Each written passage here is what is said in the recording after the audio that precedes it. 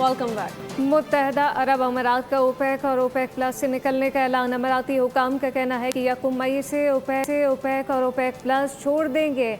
अमाराती खबर एजेंसी के मुताबिक ये फैसला 1 मई 2026 से नाफिजुल अमल होगा। इस फैसले के आलमी तेल मार्केट पर भी असरात मुतवक्के हैं। खबर एजेंसी के मुताबिक हुकाम का कहना है कि मुत्तहिदा अरब अमारात तेल की फ़रोख्त की पॉलिसी में खुद मुख्तारी हासिल करेगा।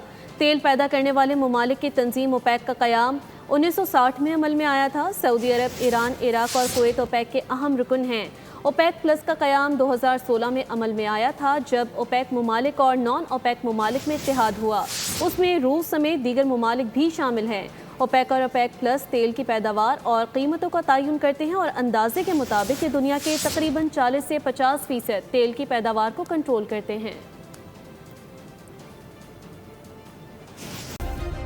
सब्सक्राइब करें और बेल दबाएं ताकि कोई खबर रह न जाए।